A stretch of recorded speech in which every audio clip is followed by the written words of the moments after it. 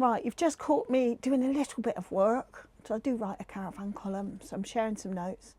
Anyway, here we are, and I'm going to do an update on our holiday plans for 2025. I do wonder if they'll all pan out, because in 2024 we had grand plans and most worked out. We had a few surprises along the way. Some didn't quite work out for reasons you'll know if you've watched the channel. But as you can see out the window, we're on a site. This is our first site of 2025. It's Henley on Thames, which is just over an hour from our home. More on that later though. I'm going to do a whole film on that, so I'm not going to be discussing that in any length. But here's a brief rundown of what we plan for 2025 so far. So this year, it's not just going to be about our caravan trips. We are travelling to places this year that don't involve caravans, and we will share those with you as well. In March, around the time of my birthday, we're going to Poland. We're going to go to Krakow and stay in the city. Clearly, that's not a caravan trip. We are staying in a hotel, and we are doing something I've wanted to do for a long time. We're going to Auschwitz in the 80th year since its liberation. So who knows what that'll be like. I think it'll be a sort of commemoration more than anything else. We're also going to the salt mines and probably to visit the Schindler Museum. So that's in March. Then later in April we are going to Devon. In my professional life I work with an organisation called the Loo of the Year Awards, which is run by a family-based firm called A Plush Flush in Herefordshire. And at the awards in January, I met a couple of people who ran independent camping and caravan sites. One has invited us to their site at Bovey Tracy in Devon. Very kindly, they've gifted us 2 nights, but we're making it up at our own cost to a week. So we'll be sharing that adventure with you.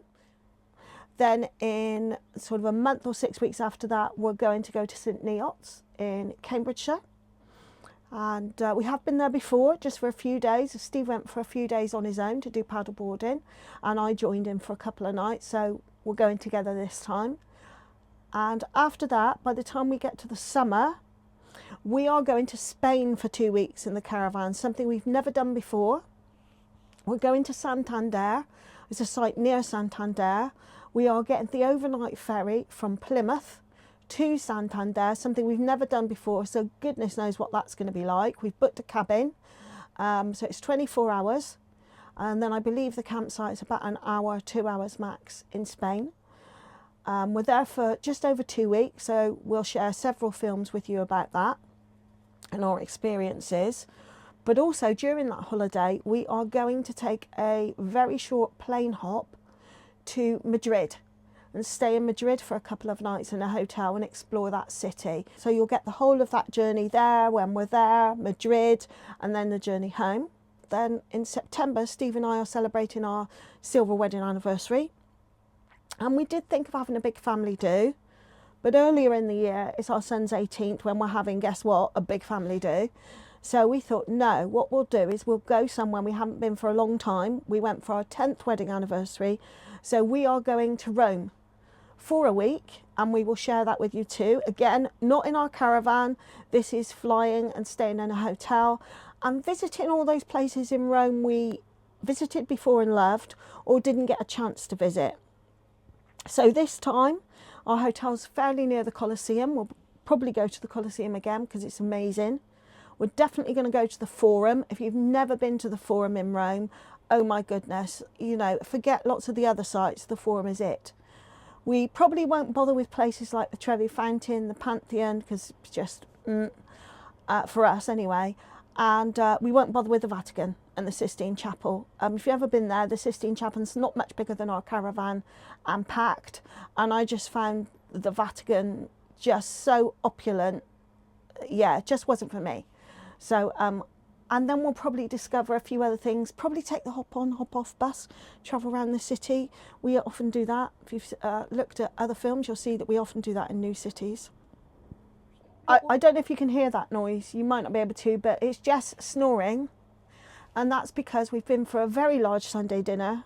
She did have a couple of sausages, and it was a 30-minute, you know, brisk walk there and back. So she certainly had her middle walk today.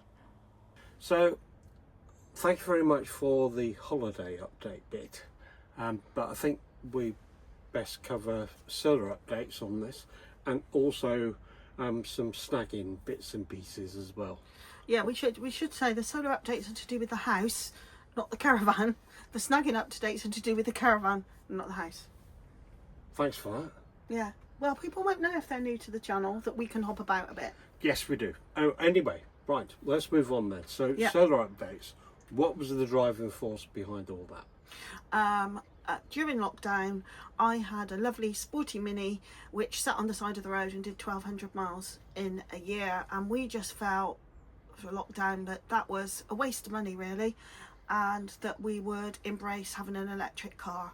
Most of my journeys are based around Wiltshire, within sort of 50-60 mile radius of where we live.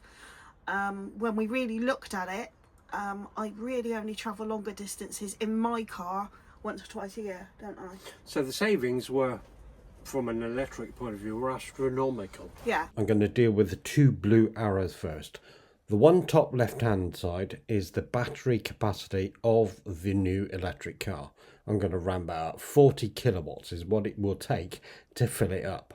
Now the other arrow in the middle of the screen there, 120, that's 40 kilowatts times 3 at 17 pence a kilowatt hour, gives you a total at the bottom with a standing charge of £27.15.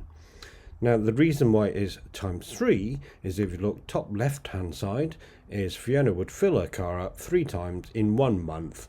And this is pre-price increase on petrol, by the way, as well. So that's 35 times 3 is £105. That clearly shows you there's quite a bit of a difference. Well, in terms of, no road tax, you're only having servicing like once every 18 months rather than every year. It's just ridiculously. Anyway, so that meant we had to have, to extol the virtues of all the savings, having a charger at home rather than relying on chargers abroad. Even now, if you got an electric car, if you get an electric car now, even in the 2.5 years I've had mine, things have moved on a lot, but you do need an electric charger at home. That's where the real savings are, because when you're out and about using chargers out and about in shopping centres, they're either really slow or they are quite expensive, aren't they? To give you a clue, on the motorway, if you charge your car up, it's going to be somewhere around about 70 pence per kilowatt, right? Yeah. Your car needs about 50 of them, right?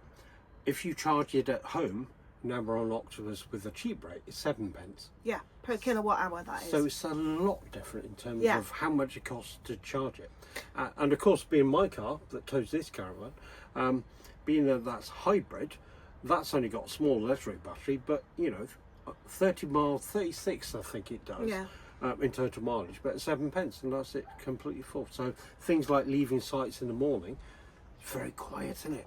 Rather than having a diesel engine running all the time, which is what we had before. But anyway, enough said on that front. Oh, except if you are thinking of having an electric car and you want a charger at home, don't assume you can just buy the car and have a charger, because one of our neighbours did that. You cannot do that. You need permission because of the power it draws from the local infrastructure. Yes, you are right on that front actually as well. When it came to going the whole hog, which is what we did, because of it was coincidental, all the prices of the utilities, as in gas and electric, also went through the roof at that time. And we were paying what was £200 or just sub that below before. They're going to nearly £600 per month. So we thought, let's just go the whole hog then. We did the electric vehicle thing just before the petrol prices went mad, luckily. So that saved us a lot. We were able to get permission to have a charger at home. Then the energy prices started going up, and we've been thinking of having solar panels on our roof for ages, haven't we? At that point, and all this took from beginning to end a good 9 months of getting approval from your local electricity board to say yes, you can have solar panels, yes, you can have batteries, yes, you can have a car charger. Yeah, and so also, all that took a while. That shows our age, electricity board, doesn't it? It's a Yeah, company, yeah. electricity company. You know what I mean? Yeah. So the whole hog for us meant solar panels on the roof in a follow the sun format, right? Yeah.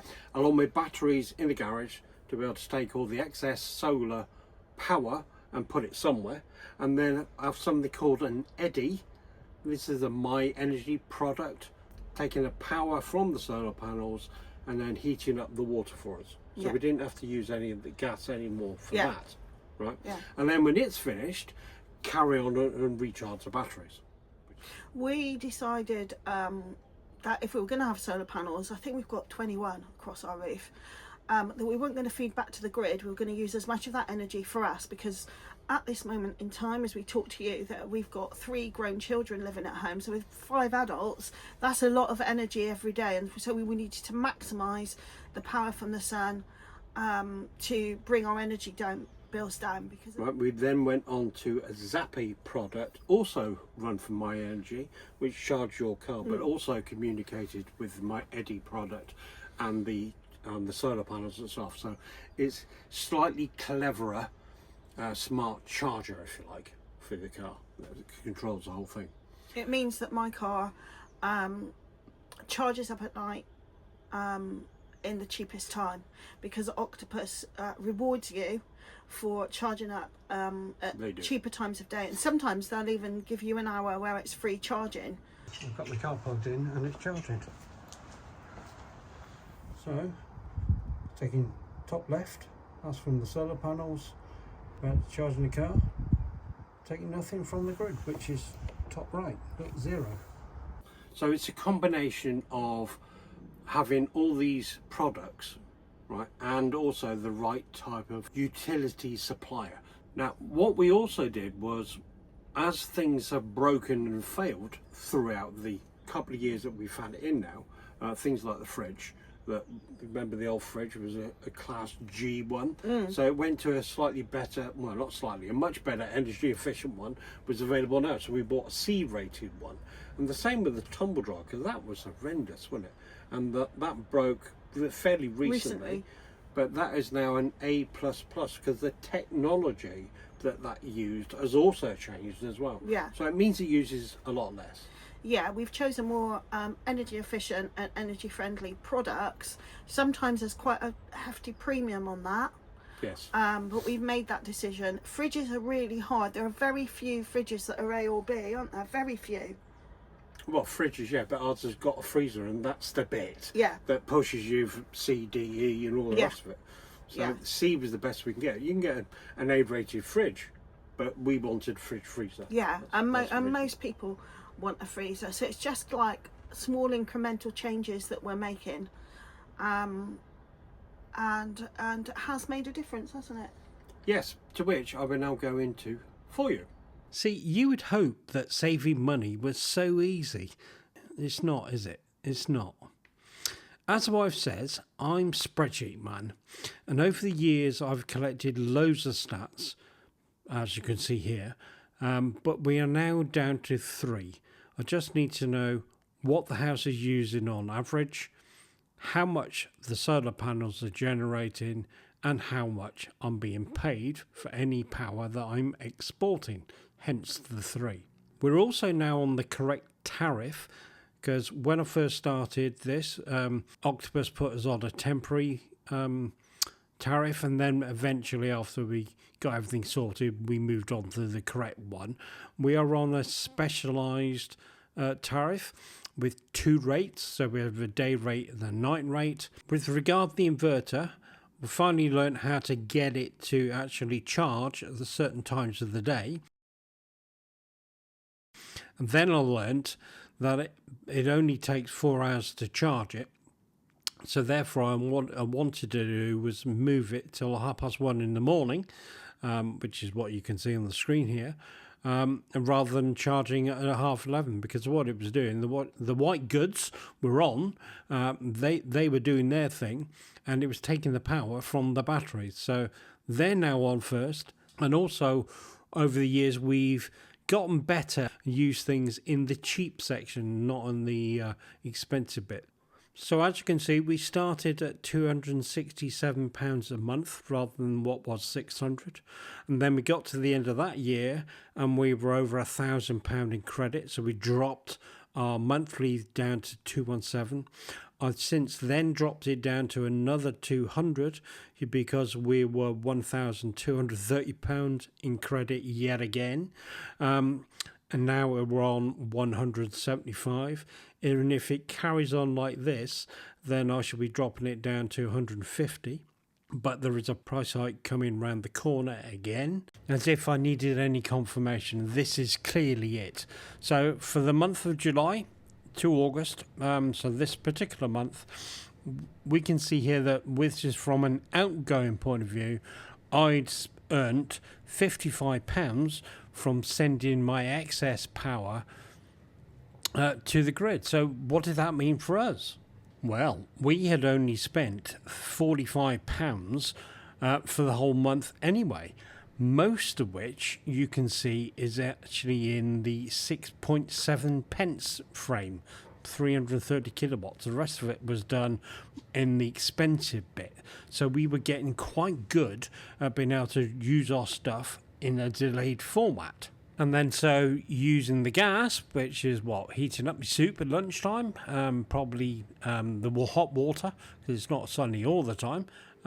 But effectively, it means that we had a bill of £10.18. Absolutely fantastic. And so this is addressing the question that I'm being asked all the time by people I mention it to as well, about the fact we got solar. Was it worth it? Well, answer to that is a great big yes. There's no getting away from it. What was nearly £600 a month is now £10 on a really good day. You can't complain about this. You know, when I look back, it was 16 grand to put all this in, and I worked out with the savings, it was roughly 4.5 years to pay it all back. With the types of savings, I reckon we're paying it back in less time than that. So absolutely, what a fantastic project. Something definitely is working. And now, back to the caravan, onto a snagging update. Now, at this point, I think we ought to mention the snagging. There has been a couple of more bits. In so much, remember we had a shower wheel that fell off the bottom of a shower? Picture will be attached. But they chose not to fix that. They went, I tell you what, we'll just rip it out and here's a new shower door. So, shower door's working fine. Is this off the new one? I don't know. But either way, we got it. And then, I don't know, the pièce de résistance, as Fiona and I found out last time we were out and about, the actual sink fell out. Yes, you heard me right. It actually fell out and went down because the sealant or glue they used to go around the outside fell apart after 1 year. So yeah, so I just resealed it and stuck it back in. Better than do that and then take it back into the caravan place again, wait another week for them to fix it and then put it back. It's a 5-minute job for me to reseal it and put it back in. Good opportunity to clean it whilst I was at it. Underneath that is, by the way. Now the last thing to talk about is the satellite dish. Remember we had issues originally with the satellite dish, as in it would just spin, wouldn't actually lock on. So they fixed that. And they fixed that, 3-6 months ago. They've since gone bust. But luckily for us, the two models they're keeping is the EU model, which is the one we've got. So that will still be covered under warranty. But bear in mind, there's probably only another year left anyway, because this is actually, would you believe it, 2 in the summer. Yeah, so probably got 1 more year to go on that. Well, there we have it. Thank you very much for joining us. That was quite a long episode covering quite a few topics there. But we will be addressing the Henley visit on the next load of videos. And all this remains for me to do is say thank you very much for watching. Please like, subscribe, hit the little bell, and we'll see you on the next one.